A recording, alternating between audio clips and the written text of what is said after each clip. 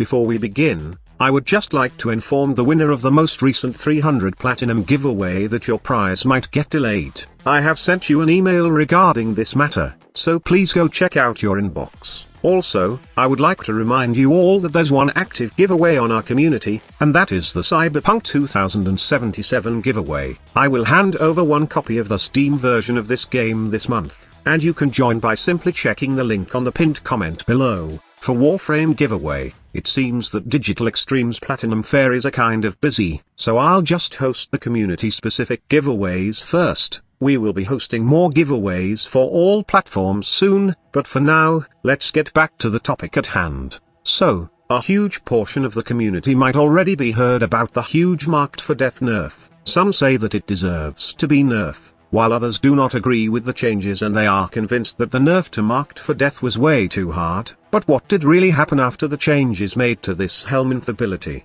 In case you haven't used the ability yet, Marked for Death is basically a skill that allows you to deal a portion of your next damage to an area around the affected target.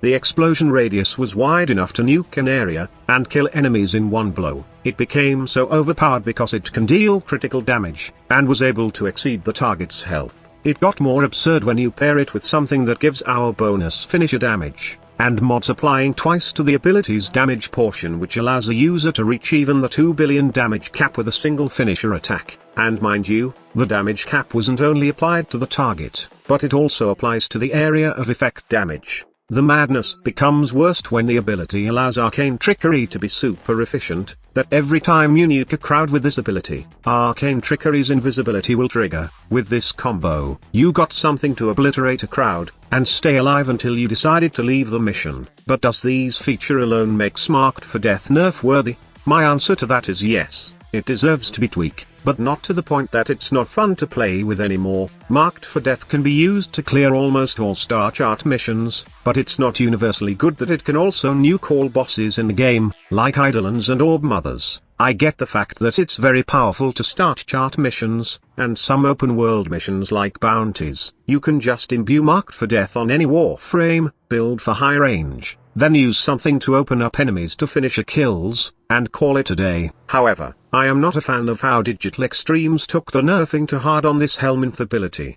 Fixing the insane interaction of this Helminth ability with arcane trickery was perfectly fine for me, as I also think that it's not fair and it's like Naruman Shadow Step all over again. I also get the fix to mod stacking, as reaching a million damage with any frames should not happen on a power fantasy game. Or is it? The removal of critical chance is also fine with me, but the capping of the damage multiplier, plus capping of the damage dealt were a hilarious fix in my opinion. They should have at least capped the damage multiplier, and not mess around with capping the damage dealt by this ability. This was the nail in the coffin that puts Marked for Death as one of the worst nerf I have ever seen in this game. Think of this. Marked for Death can only be achieved when you reached rank 6 metamorphosis on the Helminth system, and to be able to achieve this, you must spend tons of resources, and eventually time, just to get to this rank. It is a good reward after spending all those resources and investing that much time to gain rank 6 on the Helminth system. Absolutely no, it's not even worth it. The funny thing is, the Helminth system is supposed to produce build diversity, and it does with the Warframe subsume abilities. However, the abilities you get from ranking the Helminth system are close to being mediocre, or even used only as a meme. Rebuild shields can create build diversity since it allows Warframes to make good use of shield gating, but would you spend that many resources when you can just slap brief respite on your frames or a mod slot? Perspicacity is also good, but remember that auto-hack Requiem mods exist, and ciphers also exist. Energized munition is also a good concept, but it's only good in specific situations and setup. Also, why spend an ability to increase ammo efficiency by only 75%, when you can just use Arcane Pistol Ear which has 100% ammo efficiency, or you can just use abilities or your melee to kill enemies. And there's Expedite Suffering, which is basically a wannabe Garuda meta with too many steps that you will regret injecting it to your Blood Queen anyway. Among the rank up rewards, Marked for Death was the only interesting Helminth ability, but right after the big nerf, the other rank up rewards says welcome to the family. But if you're a mean maxer, who loves experimenting things and builds in the game, then you know that there's still hope for a nuking Marked for Death. Eventually, there are still remnants of the nuking power of this Helminth ability, and you can still make it good while using a Rapier. For those who don't know, Rapier's front and back finisher can force proc/damage, but the /procs only receive a 4 times multiplier instead of the usual 8 times. When used with Marked for Death, the damage will let you kill a crowd, but not by one-shotting all of them, but by killing them slowly with bleed procs. Any Warframe can use this setup, but you'll need to consider these factors. You must use something that can open enemies to finishers. It may be a Warframe ability, Naraman's executing dash, or weapons like Bronco with dizzying rounds. Also, you have to min-max your build, put high range, and also give your mod setup enough power strength so that Marked for Death will have the 75% damage multiplier cap.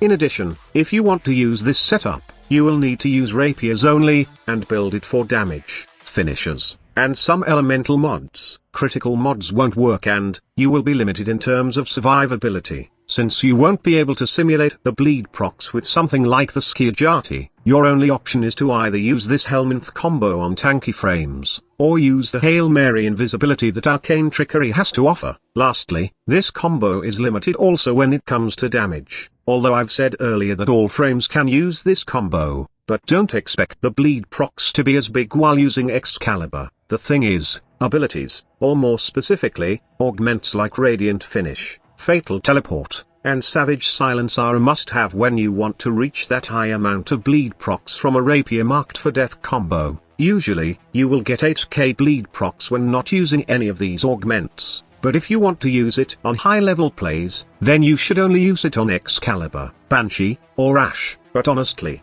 Banshee is out of the picture here, since how you build Silence to make it efficient will contradict the mod setup needed to make Marked for Death good. This doesn't promote build diversity at all, but a whole new meta build for 2 specific frames. And also, don't expect the same damage output when using this combo on normal star chart missions. It seems that the damage scales somehow with enemy level, so, if you want to see 30k plus bleed procs, then I highly recommend using it on high level, or Steel Path missions. This is how you can make Marked for Death good somehow. If Digital Extremes will see this as something broken, then I don't know what's the point of this Helminth ability. They should better remove it if they deem it too powerful, because honestly, with the normal setup, you will still have to use the 3 frames I've mentioned earlier for their finisher damage bonus augment to see some good damage on this Helminth ability. Let me know about your thoughts and opinions regarding the changes that have been made on Marked for Death. Is it necessary, or is it too much for this power fantasy game?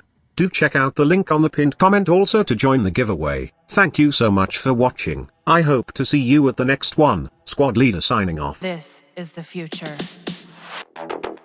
Human error.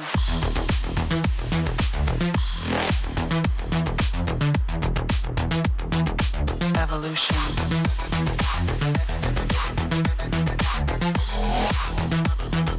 This is the future.